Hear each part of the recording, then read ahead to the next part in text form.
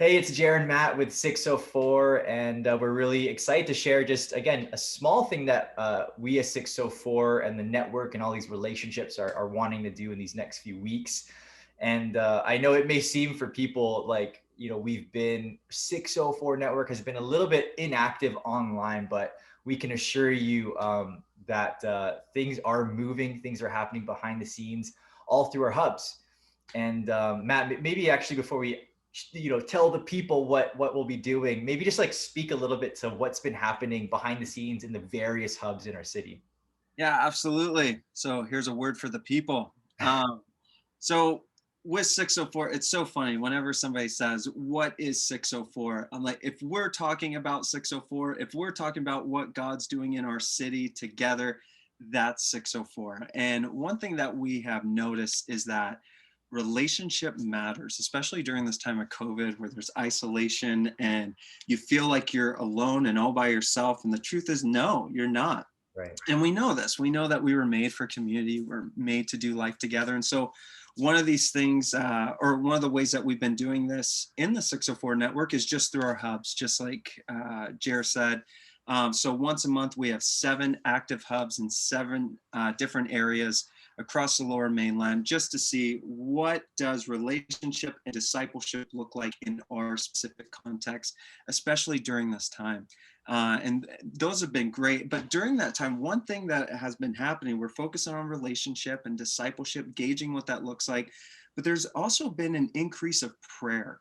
Mm. Just because we are knowing as youth ministry continues to move forward, whatever that's going to look like, it has to be soaked in prayer. It has to be drenched in prayer. And so it's been really neat to talk about the bigger problems we have, but at the same time, we take them to the bigger God that we have. And so, yeah, this is one way what Jared's about to talk about. How we can step into prayer together, especially as we celebrate Easter. Hmm.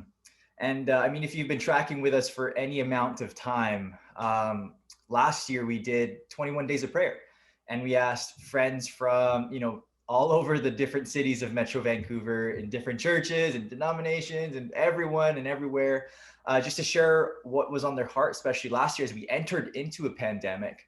I think we've officially roughly all been in the pandemic life for a year. Like we've all been doing ministry online for a year, which is wild. And so we're going to get 21 other friends and have them on. And we're going to be just, again, praying into almost just like, I just think a lot of, I mean, last year we talked about like inward, outward, and Godward. But I think in these 21 days, we want to focus on God's faithfulness in this past year. And I mean, it's no surprise when we reflect, there's been so much that has happened, let alone with dealing with COVID and the various strains. But, I think the hurt that we've just experienced, we can think of like, what's happened in the States, what's happened overseas, like there's been so much. But I think, it's important to be reminded and dwell in God's presence and reflect on like the faithfulness. I just think of like the Israelites in the Old Testament where it's like it's important to be reminded, like, yeah, like God brought you through the Red Sea. Like there's been so many times that we just forget. And so yeah, we're just gonna have some friends just like pray into that, and we're just gonna lean in and worship the Lord together as we approach Easter, and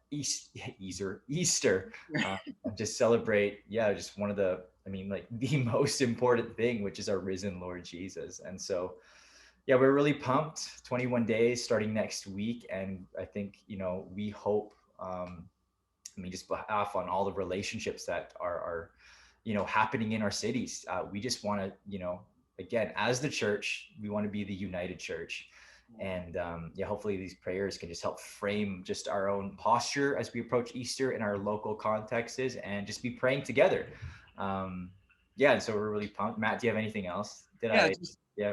you said it so well. Just as Jared said, over these 21 days, we're going to be invited into prayer, but you're also going to be hearing 21 testimonies of God's faithfulness during this time. And um, we're going to be able to relate to that because I think we've all had those moments where we realized we need God.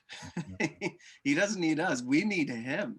and he's using us, and he's using us together. And so you're going to be hearing 21 stories from leaders, from volunteers, and even from students who have just seen, yeah, who have practiced faith during quarantine, leaned into their relationship with God, and just the messiness of that, and all of that, but also just the goodness of that, again, as we prepare for Easter. So I'm excited just to see 21 faces and hear 21 stories. Yeah, so we're pumped for what's going to happen, and again, yeah, what people have to share, and yeah, we just invite you to be part of this little journey as we approach Easter.